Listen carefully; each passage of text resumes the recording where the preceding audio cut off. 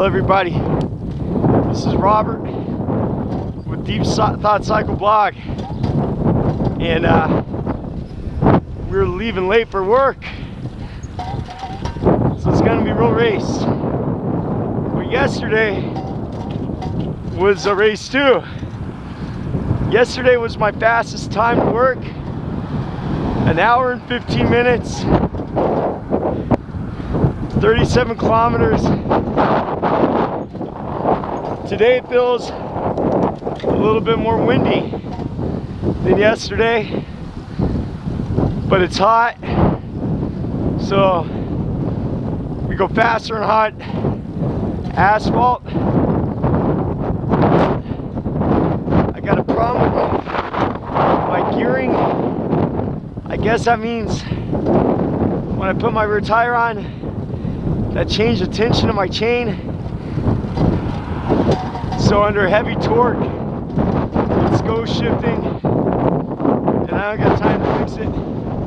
Oh no, wind. Oh, that'll slow me down. Damn it.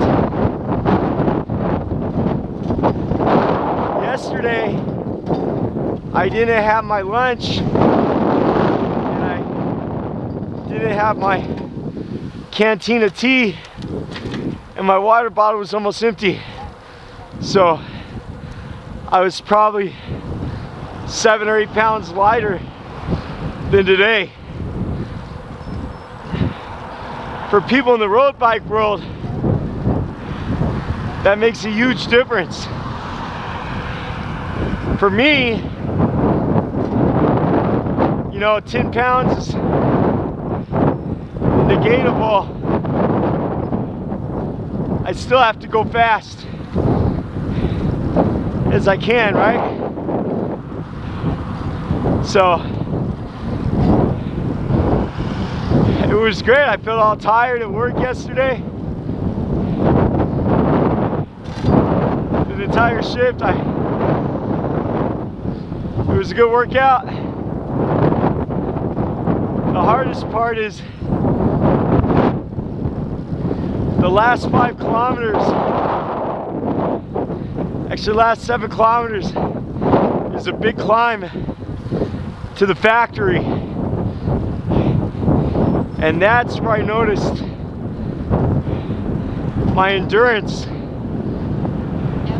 was running thin.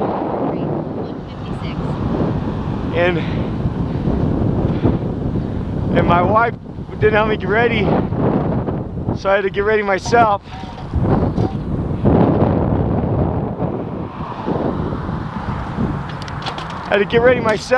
See the under torque, drops down gears.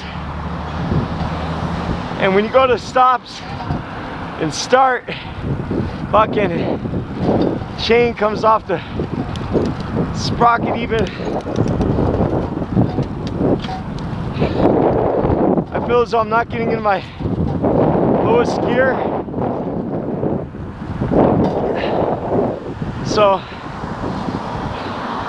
I tell myself, work on higher RPM. I had this conversation a lot about power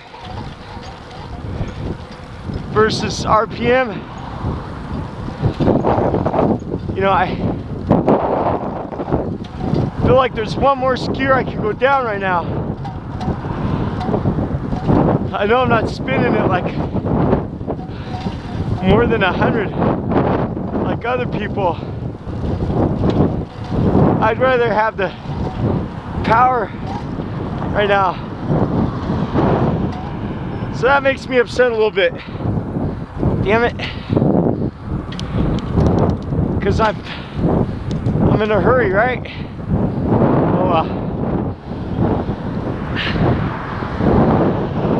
Just gotta go as fast as I can go, so I don't be late. And beautiful ride yesterday. You know, I don't ride every day like before.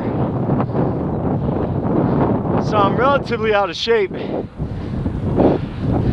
I imagine we could get sub 110 times, but a lot has to do with the wind though. Right now, right into a wind.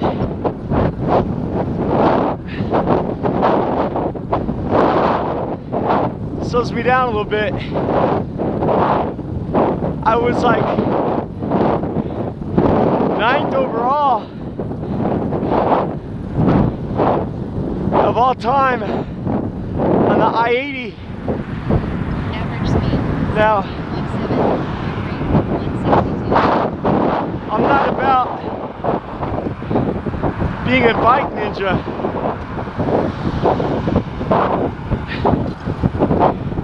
But considering, oh, I need to do one of my gears. Hate that sound of the dry chain.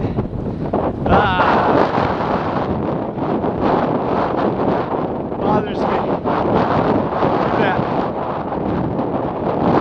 In fact, I got a little bottle of sealant. I was thinking about putting in my tubes. It's like robot, tiny.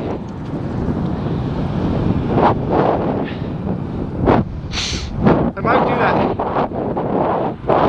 But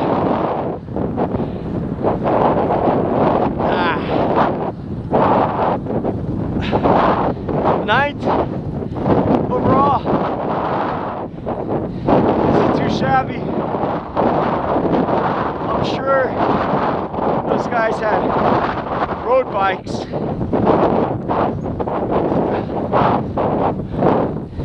You know, so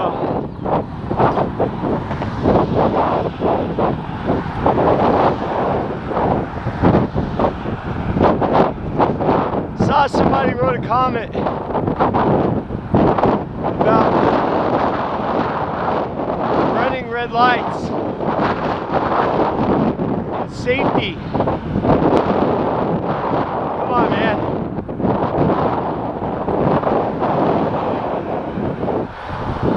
I find that ironic. In America, they're very sensitive about the bike red light thing. Everybody's got guns in schools, tattoos all over their faces.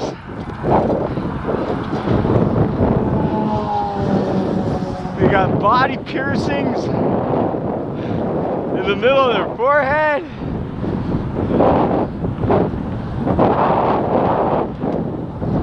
You'll be okay. Just ride your bike safe, right?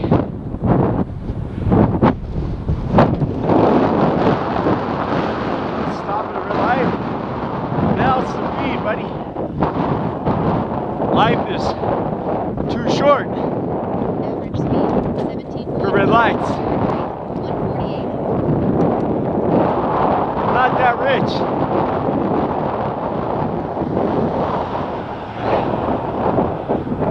If I was rich though,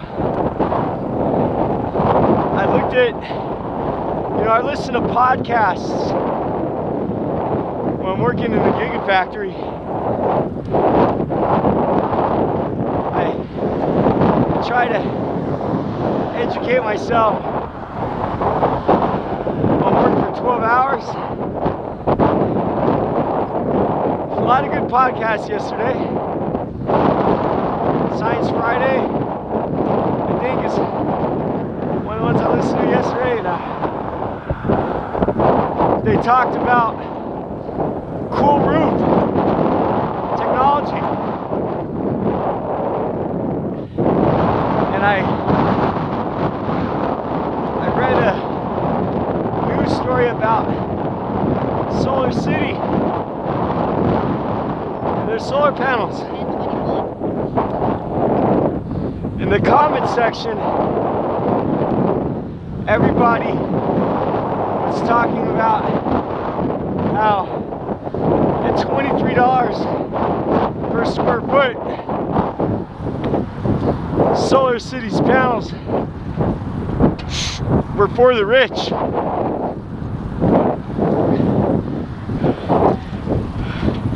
Unfortunately, because I thought, well, I'd like to have those on my trailer home, but I can't afford that. Well, ironically, see, that was one story I read in a lecture, and then I listened to a podcast, and they talked about city heat, right? You know, I'm trying to go fast, talk at the same time, right?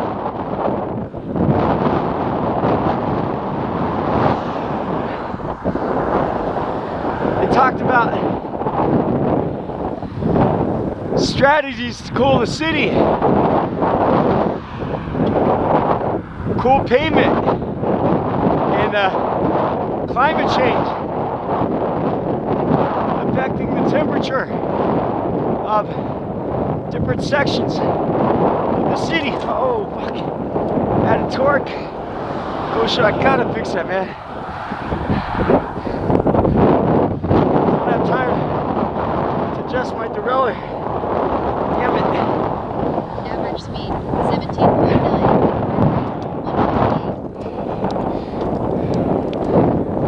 Come on. So, we need to start talking about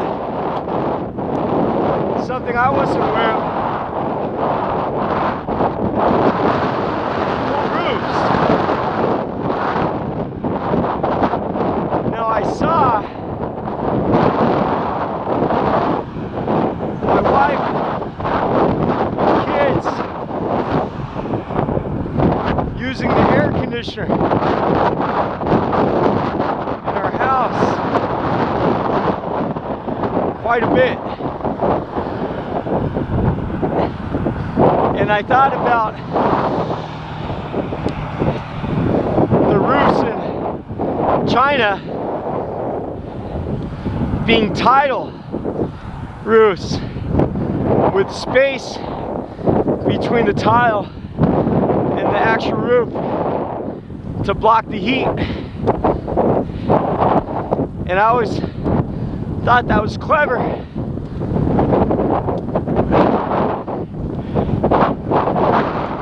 Not good in cold weather, great in hot weather. And I heard this podcast about painting roofs white. And then I realized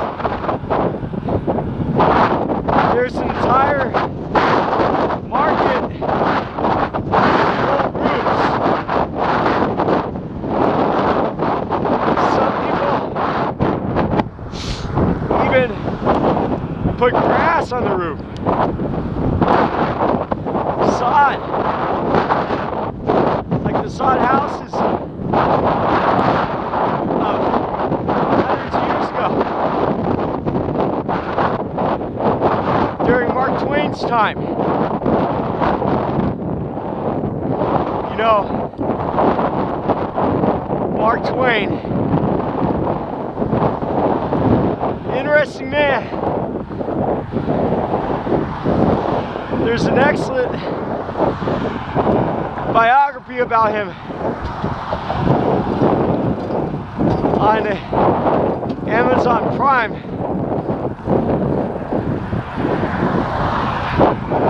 I learned a lot about Mark Twain. Interesting guy. You know, fucking shit. Mark Twain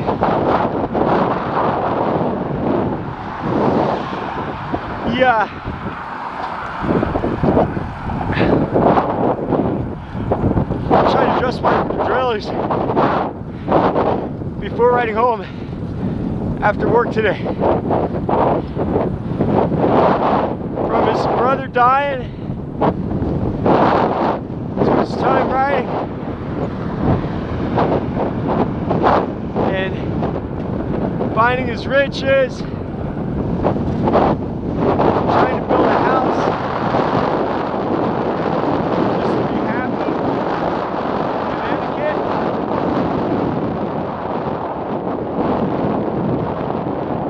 Very, when all I hear about is how he wanted to be happy in his house,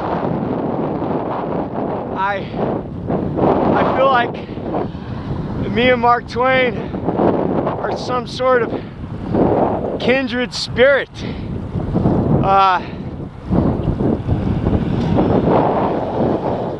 When he wrote his book and he talked about his to his nanny he hired, I forget her name, who was once a slave, and he wrote her story down exactly, she said it, about the process of having her babies taken away from her in slavery and sold. Made me cry.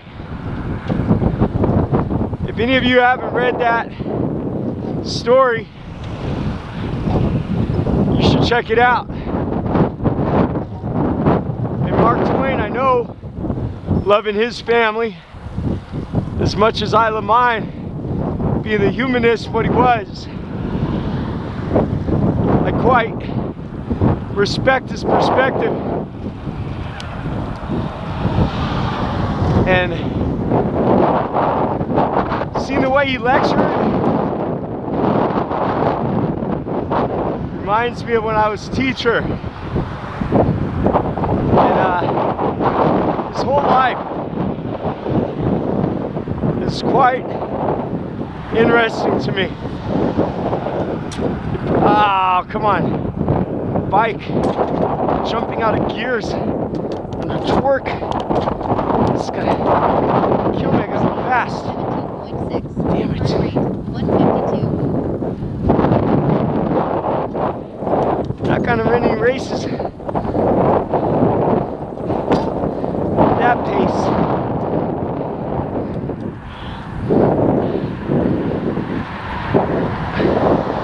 Anyways,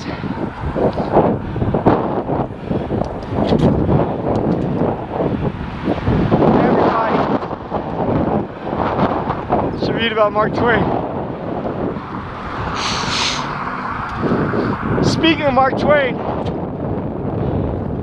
and not speaking about riverboats and his career, I mean, that's where he got his name. Mark Twain is a reading of the death when they would drop the anchor.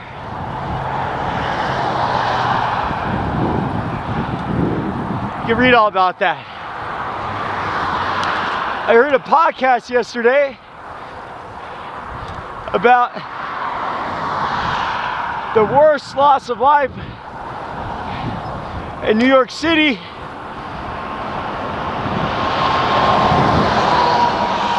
Before 9/11,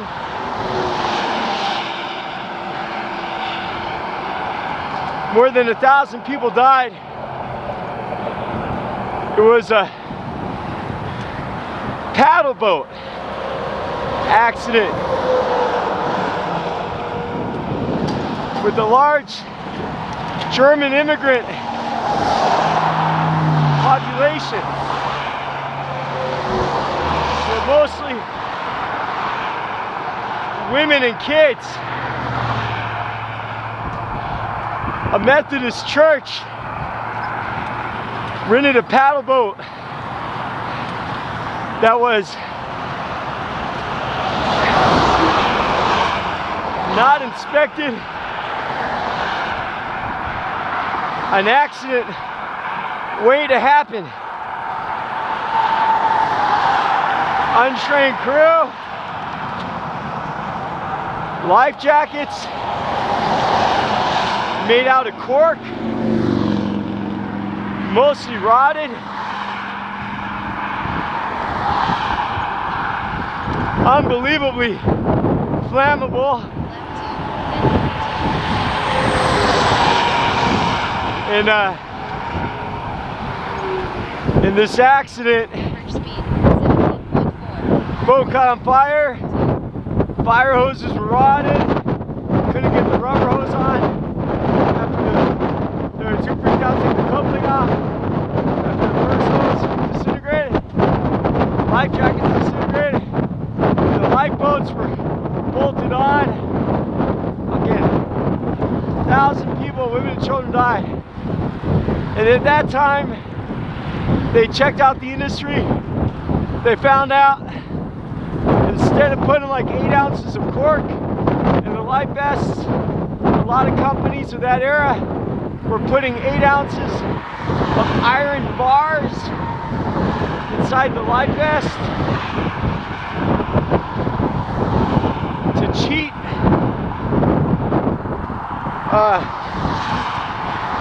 There weren't any laws to protect people back then.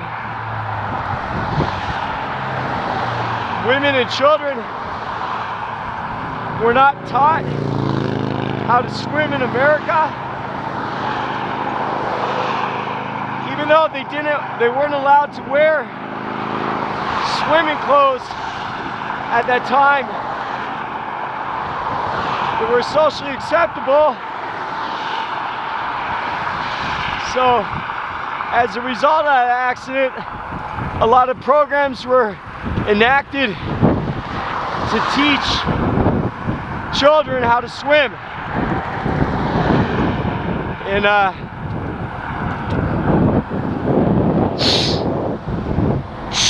just a sad story, really. And anyways, speaking of Mark Twain, right? Let's get back to the sod houses.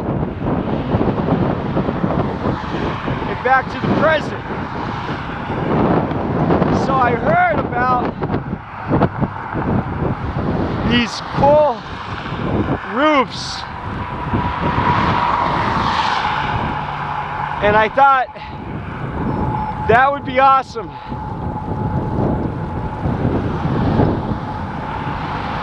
I wish I could invest in that for my home. I just don't have the money right now.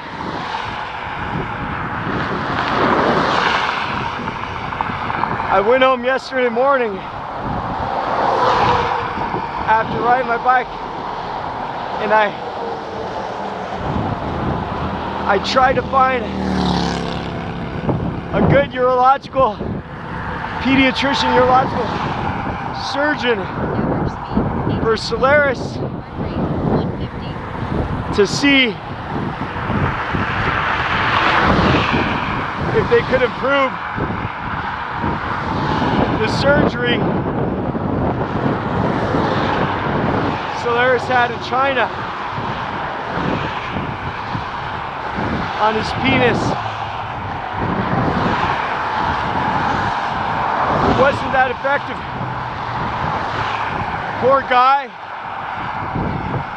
It breaks my heart. I'm going to try to get a better surgery for him in a couple weeks. I'll go see the doctor.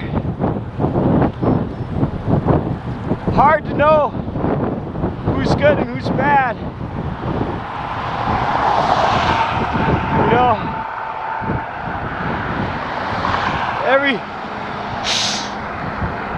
I'm in Google search engine, in my opinion, sucks compared to 15 years ago.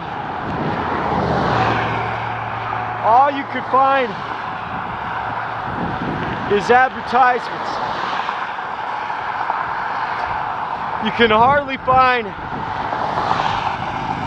personal opinion in forums. So I really don't like the search results from Google. It blinds us. Finding indexed conversation is very difficult. So Solaris is going to go check an operation and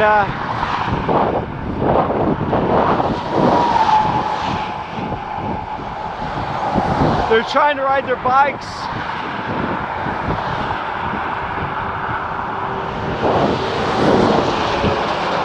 My wife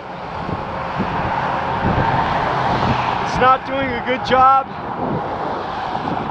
focusing on their homeschooling as much as I like her to do.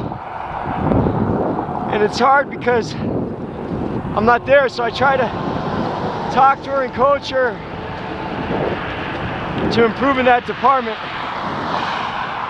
I hope as a team she'll follow my advice, because education is the only hope my children have for the betterment of humanity, right? And their own self-preservation. So also she wants to ride her bike in long pants.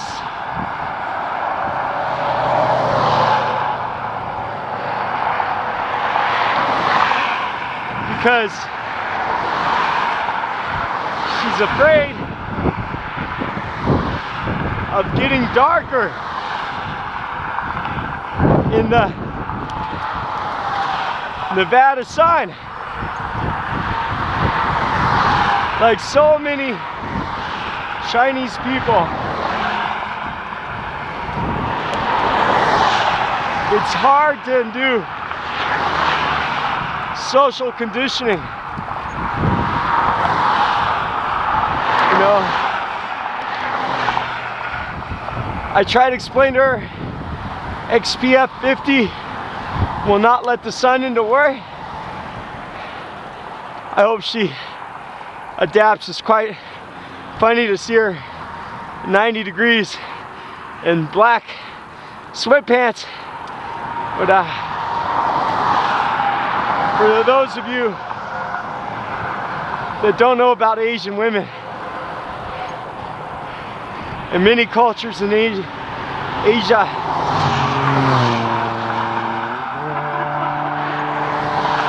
they don't like darker skin color.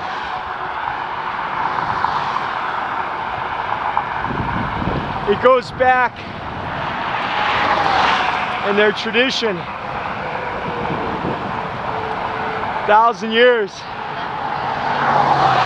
If you had dark skin, you're obviously a farmer, and in some of their societies, farmers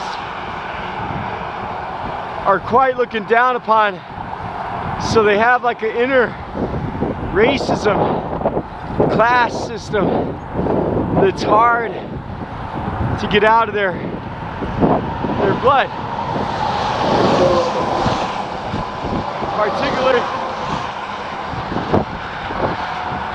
I can only speak of China. I cannot speak of all places in Asia, but I understand this is a frequent thing, you know. Korea, I don't know about Japan, but this morning riding home, I was falling asleep. I always pack 2 power drinks in my bag for work. I try not to drink them. Energy drinks, like American crack. Yesterday, or this morning, I had one Rockstar in my bag that I didn't drink at work. And,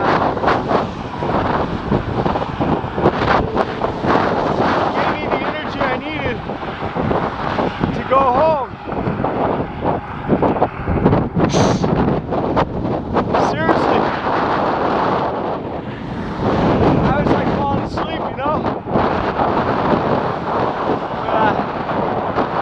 Stop at a Rockstar.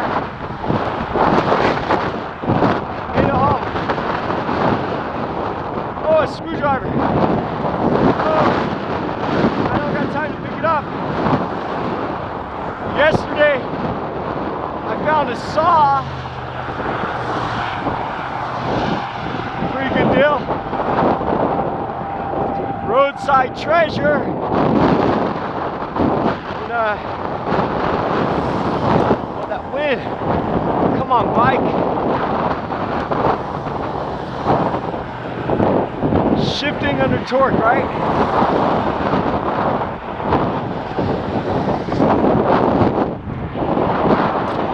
Come on, bike.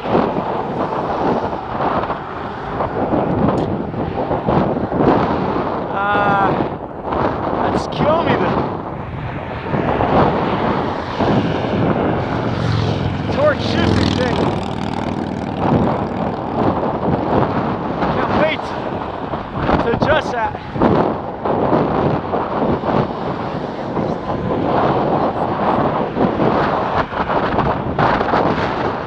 The wind is not helping me. I don't think it's going to be a record, but maybe I got more energy to go to the last part.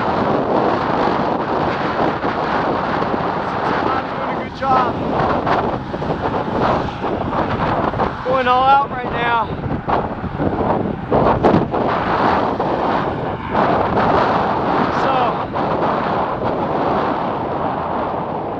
My podcasts. I listen to Democracy Now! And Amy Goodman. I gotta give it to you. She has consistently done the news since I was in Germany, daily. What a commitment. She should have a reward. She has done so many shows. Now, I've heard some really awesome versions, and I've heard some not so awesome shows. And yesterday's show from Democracy Now! Was a high-ranking one. First of all, you know, Julian Assange, poor guy. He's in a bad situation. Godspeed, Julian. You know, it's almost hopeless to talk about the bad situation that Julian Assange is in. You know, the American government is out for blood, and they want to know everything about him and all of his connections, and he's not as lucky as Snowden, right? It's hard to do what he does.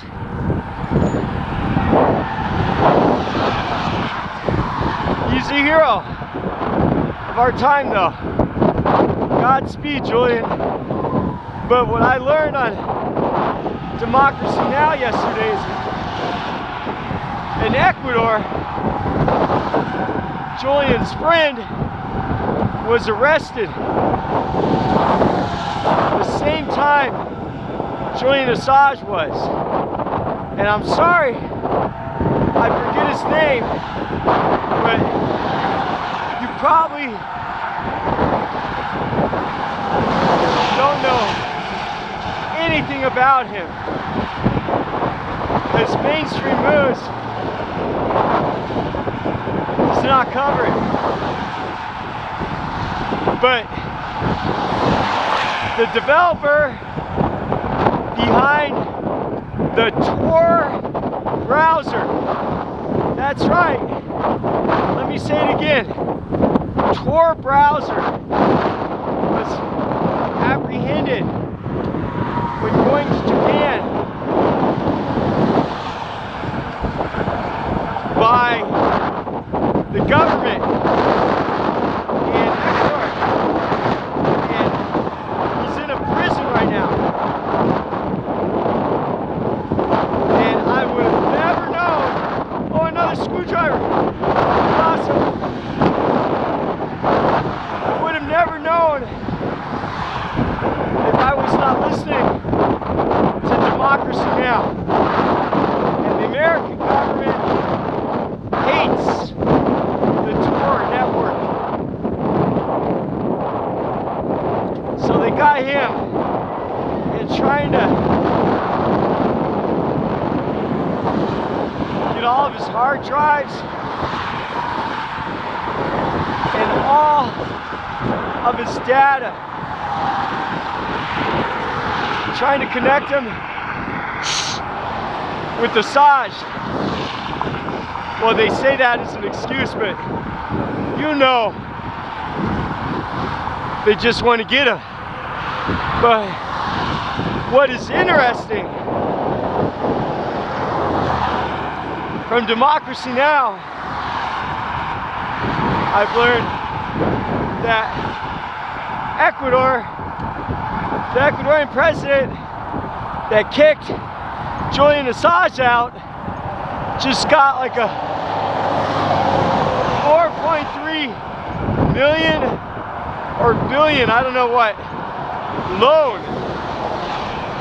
from the IMF that was granted right about the same time as his decision to get out Julian Assange from the embassy. How ironic. And at the same time that arrest was made, phone calls and private information was released about the Ecuadorian president. You might remember the picture of him in the 5-star hotel that he took in the bed with this big breakfast, and he's got houses in Spain, and he's basically pretty damn corrupt. So an example of great investigative journalism that on Democracy Now's part, and also in that same podcast they covered the Iranian drums of war that Trump is talking about Iranians attacking a Japanese oil vessel, even though Japan's president of the company said no, that's not true. And I challenge you, listen to Democracy Now! Cover that event, and then listen to PBS, Fox News, CNBC. Pick your mainstream media source, and it sounds like the media wants war with Iran so bad. The slant in their voice is unbelievable. And I always thought it was pretty funny. You hear Trump talking about fake news, and that's a common catchphrase now. Everybody knows fake news. But what's sad for me is, let me tell you something. The news has always been fake in America. Even Napoleon Bonaparte said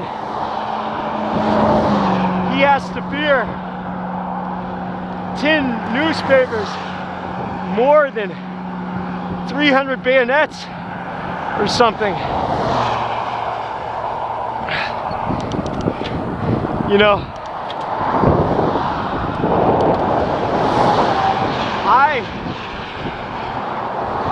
I didn't realize the news was fake. Well, I guess I started to at a young age, and that led to a path of what do you call it? Idealism that shaped my life. I was a very idealistic youth. But it's funny because what led me to my idealism was I realized at a very young age all the news is fake. Propaganda. I mean, why not listen to Noam Chomsky, manufactured consent? I mean, I realized before I even met Noam Chomsky's work, fake news. Why not even I believe was quoting Noam Chomsky.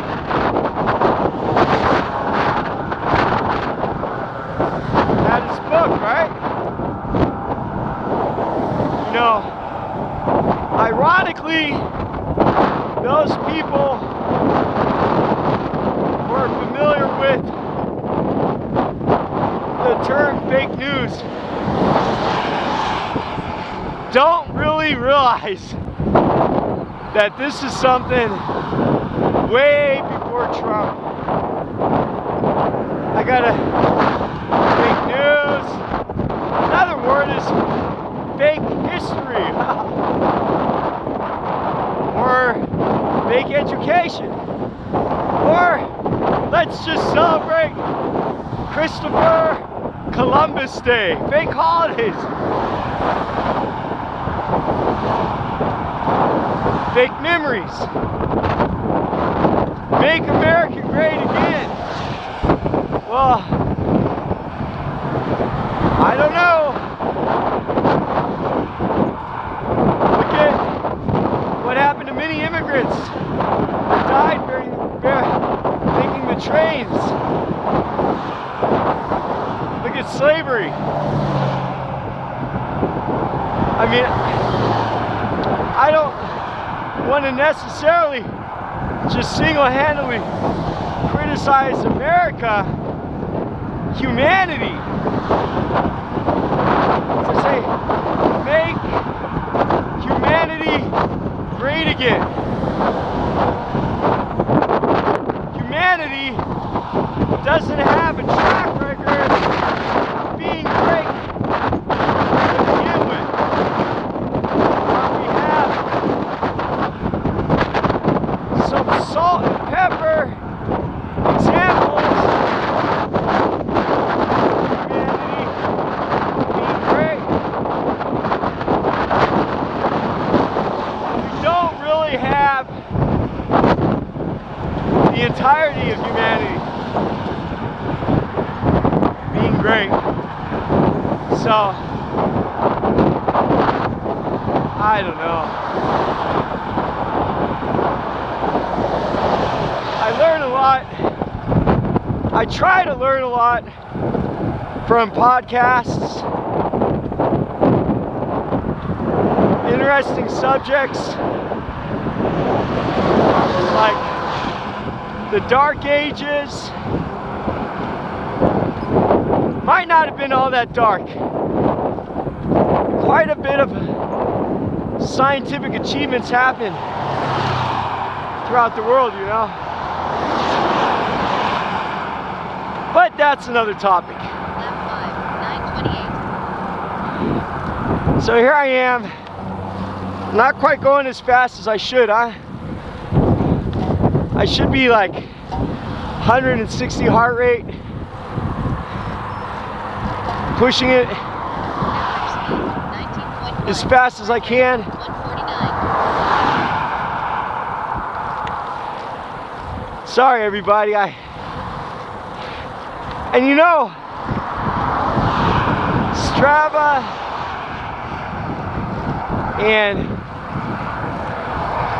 Garmin rate your efforts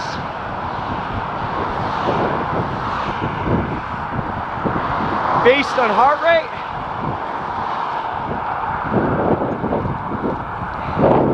Everybody's got a different heart rate. I can't imagine the great effort into the wind,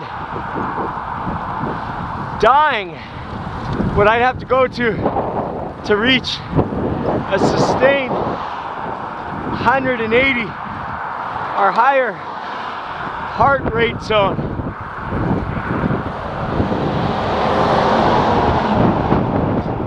I know there's times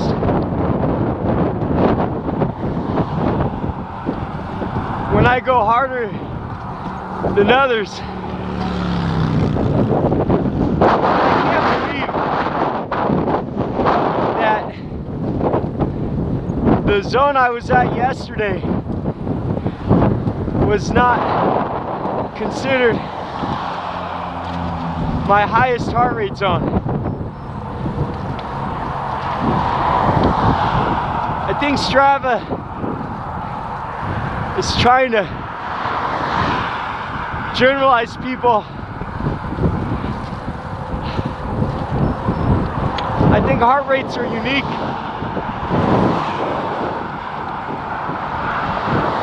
Because I have a low heart rate,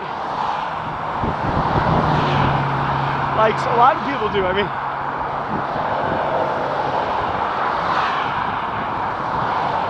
And compared to the general population, that doesn't mean it's strange.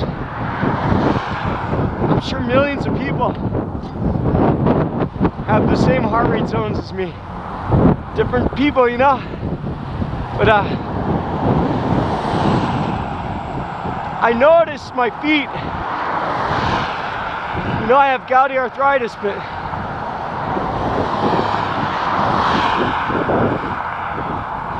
my feet were so painful after riding my bike, going to work. Now I can make a podcast about how much I hate my work shoes. In fact, I talk about that topic every day, maybe.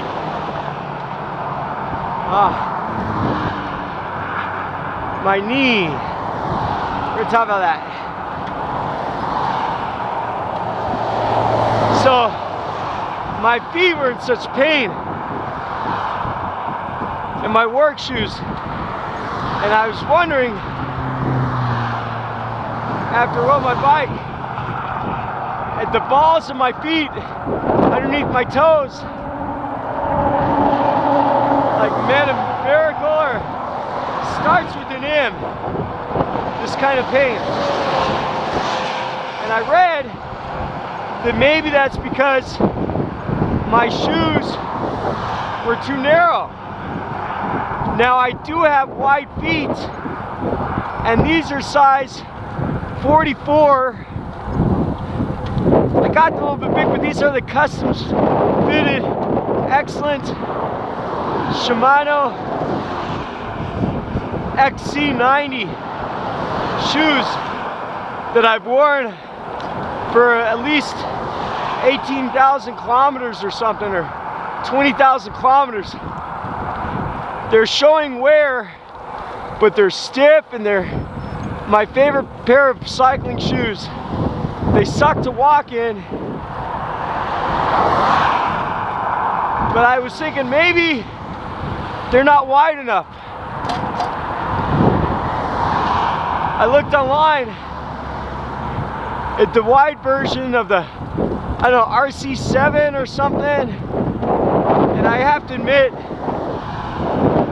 I don't much care for the look of the new Shimano shoes. But even my shoes, years later, if you could find them, are still $300 a pair or more. I just can't afford it. So I've always liked to put my cleats in the front of my shoes forward to the max with my heel slightly inwards or outwards. I don't know how to explain it, but I have a favorite positioning. So I tried to adjust my cleats to move them back so the pressure would not be on the balls of my feet where all the pain was. To see that make a difference.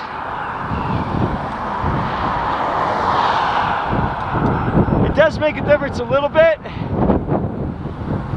At the same time, right now I'm feeling a slight pain in my left knee, and I always told you guys deal with knee pain by seat adjustment and cleat adjustment.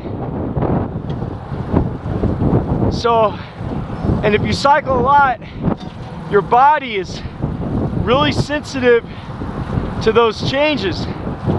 So I'm not sure yet if this knee pain is from pushing it so hard yesterday, increasing my weight on my bike today,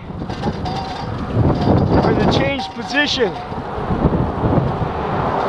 I'm also not sure how effective on my foot pain that adjustment's going to be, and I'm not sure how much is about gouty arthritis versus my shoes. I can't afford to have free time to go to the American doctors to get my blood uric acid level tested, just to get a prescription for allopurinol.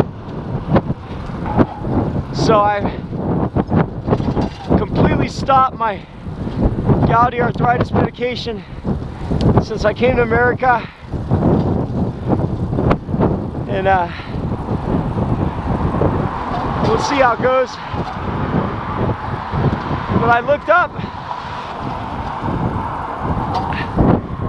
insoles, and Average speed 19.6. most insoles 49. focus on your heel or your arch.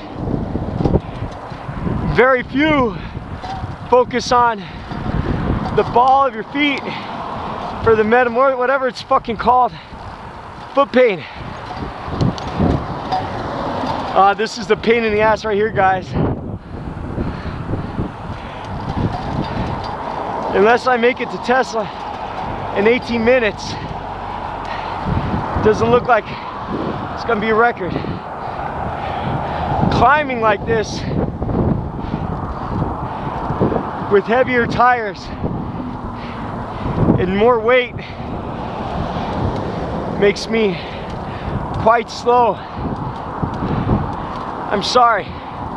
Story of my life. I've never been a fast climber.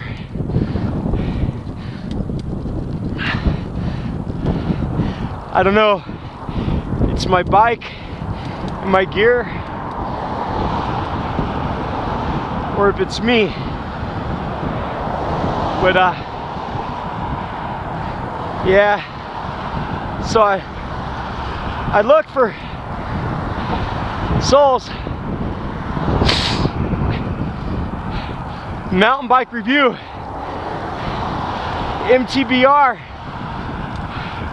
fortunately came up in a Google search about, somebody had the same question as me. However, these search results are from 2011. Specialized, the bike company had some soles called footbeds, supposedly for that problem. I looked online, and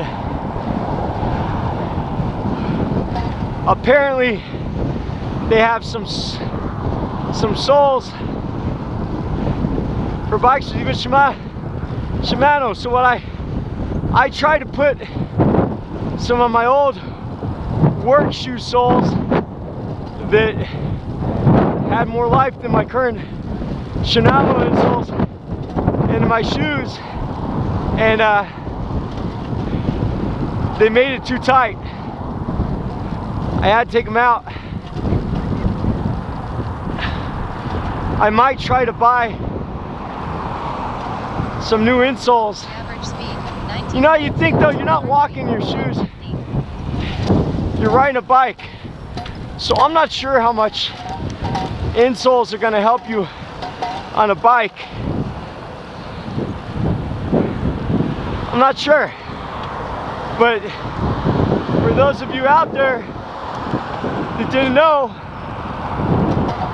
you can get insoles for your cycling shoes.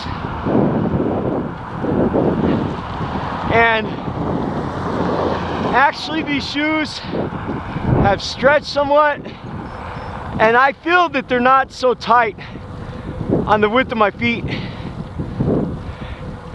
I don't know how it would feel to have a wide shoe in these. I just try to be tough and go through it. I know my body is out of shape, and I just got to adapt. Hopefully I'll build up my pain endurance and my general health. Oh yeah, I feel like I've got lots more in me right now to climb. Yesterday, by the time I got here, man, oh my God, it was a little bit of a face wind, and you could check my Strava. I went all out somewhat, that I was really worn out on this stretch. Like, I could feel myself saying, oh goddamn, when is that gonna be done? And that's good. I mean, you want to hit that wall sometimes. Right now though, I feel quite comfortable. Like, I could probably ride to the gigafactory and keep going another hour if need be. And I didn't feel that today, this morning or last night. And I'll tell you what, you got, when you're tired, you're hungry. And when I get home from work, being so tired, like I said, drink that Red Bull. Average speed 19.2. Heart rate. I had my wife give me a bowl of chips and salsa, tortilla chips, some taquitos, and 2 burritos, right? So, like, I'm sure I'm gonna be fat. And you know, you get an appetite when you ride bikes. You got to try to control your appetite, right? But be careful when you ride and you're tired and ride. No way this bike ride is gonna burn all the calories I ate this morning before I went to bed. And the little bit of sex I had is not gonna burn the calories either. So I should practice my self-control instead of being a pig. You know, I had better discipline in China, getting ready to come to the US on my 6-egg diet. I need to get that control now, but working 12 hours makes you hungry. You know, I don't know. Work's going pretty good. I can't tell you what's happening inside the Tesla factory, other than it's very dynamic, and I can't talk about the turnover rate there, but I'm in for the long run. Somebody asked me on Strava if I'm the only one commuting here. Apparently I am. I see a couple names on my Strava route, but I don't see any people at work. And the reaction like we got from that car that just drove by,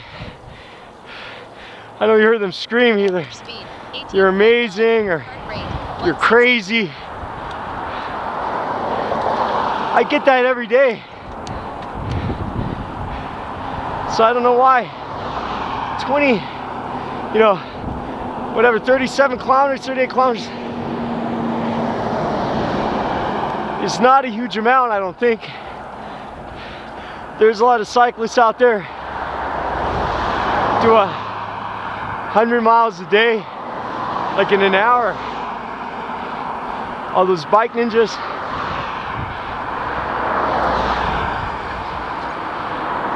I'm just a fat old man. I'm sure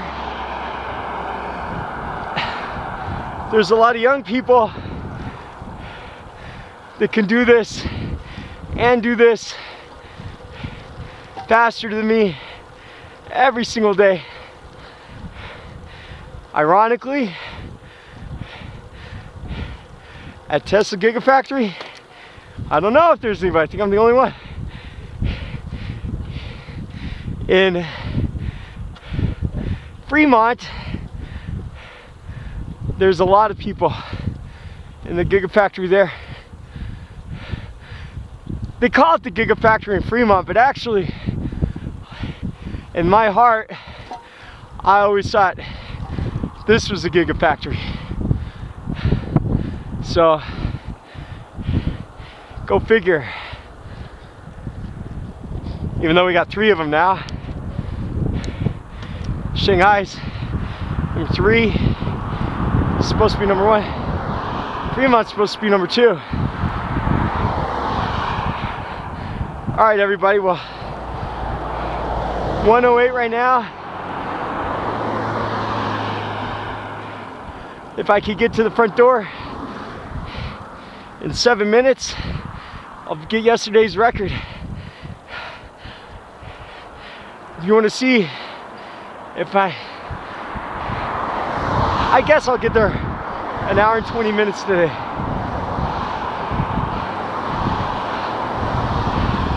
If you want to see how this ride ends, check out my Strava.